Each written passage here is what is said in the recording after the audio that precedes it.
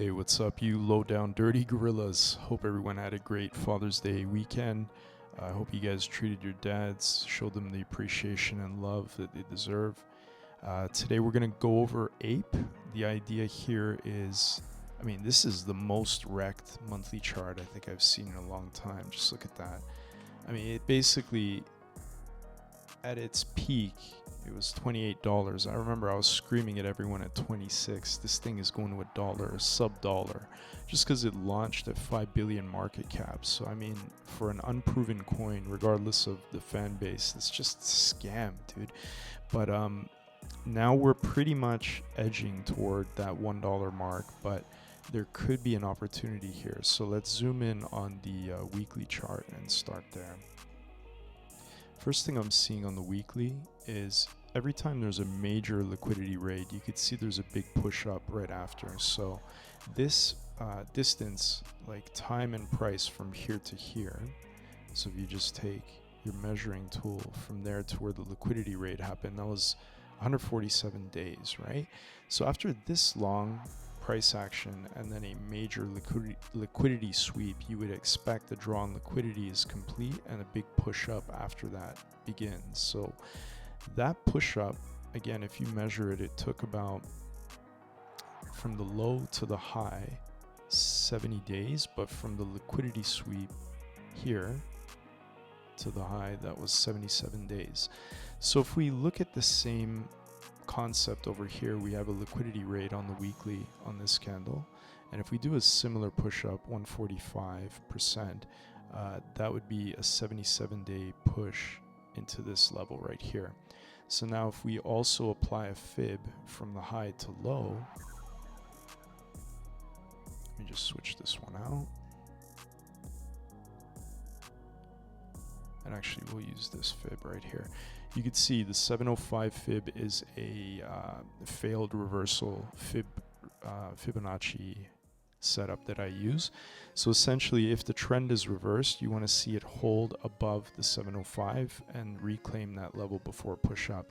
Any major rejection on a high time frame at the 705 is usually a failed reversal. So that's where any dead cat bounce would start the reversal. So you can see that's where it based, and we didn't close a candle above it.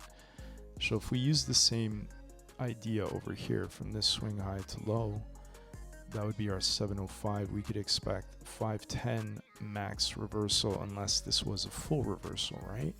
So that would be our 145% move, equivalent to this one right here.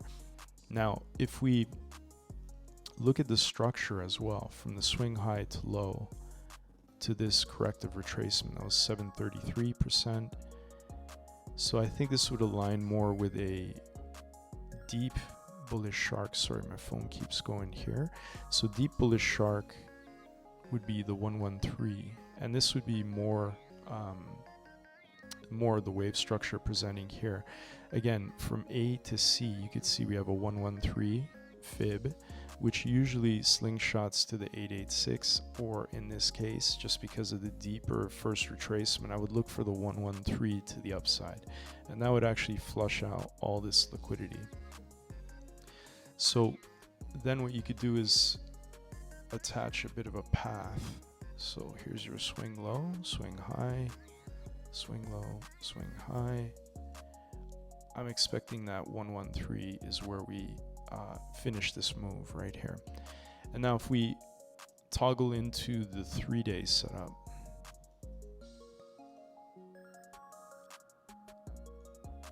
you can see here I have a falling wedge, and that falling wedge is showing clear supply in this supply line right here, 1, 2.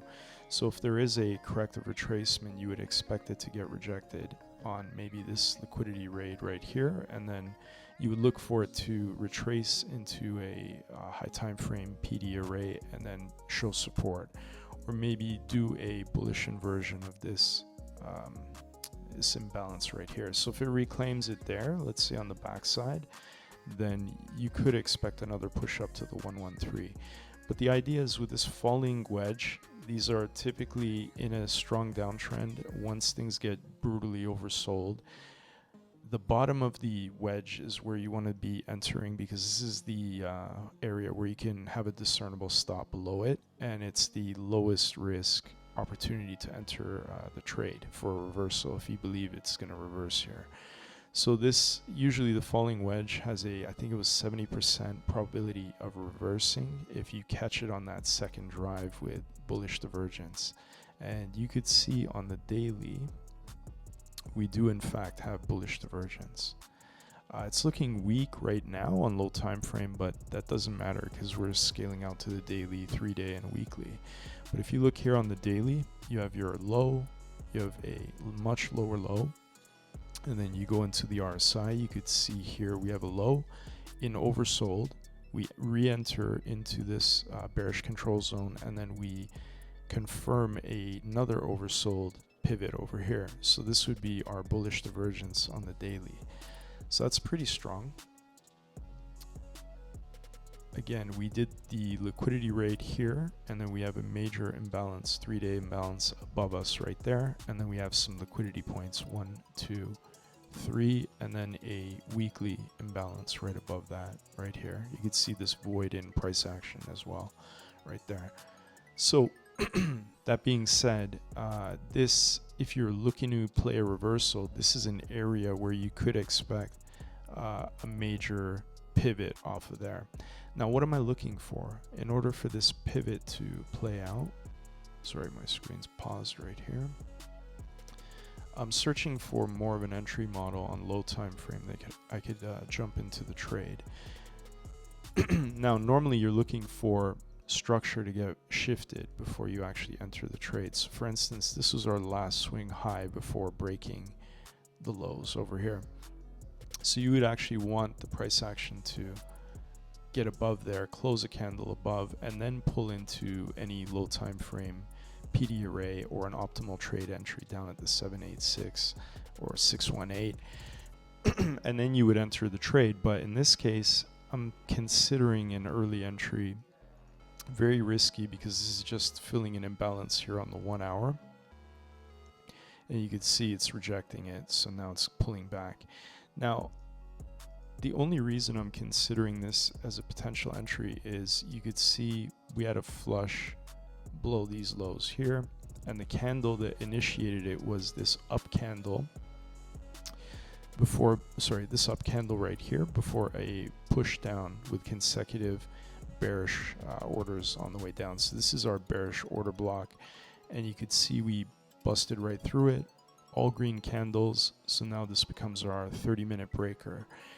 Within that 30-minute breaker, you have this giant buy candle over here. That was your 1 hour imbalance. So for this to rebalance, you basically take the fib from the low to the high. This is our 50 fib. Anything below that is a discount, and this is where you would be getting discount longs from. So you would start hunting for entries as we enter that 50 fib, and then you can even scale into the 618 over here. So I personally prefer to have a really tight stop here, and the way I would trade it is use the breaker for my feeler over here and then start DCAing down into that 618 over here, which would complete this 1 hour imbalance. It could easily sweep these lows as well, so you could be adding more size or the bulk of your position between the 618 and down below these lows right here. But ideally, you don't want to see it go there, because if we're now in bullish order flow, you want to see this 30-minute breaker get respected and then push up higher. So you would use that to get your next bounce up. And if you attach a harmonic from here to here, you have a very similar 733, which would push into the 113, something like that. And then you'd have the 2-knot projection between your B to C. So if this does play out, this deep shark, what you would be doing is basically taking out all this liquidity within this last push down. So late shorts would be getting taken out, and it could potentially move down further, but If you get a candle close here and then retrace into an area above the 50, let's say, then you're in full bullish order flow, and I would expect this to push up hard.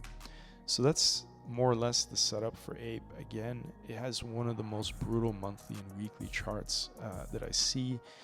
There's no reason this couldn't go down to $1, but based on everything we just looked at, this is an area where if you were long or considering a long, I would gamble right here and then see how it works. If it doesn't, whatever, you get stopped out, you re-enter at a lower level, or you join trend in the short. It's up to you.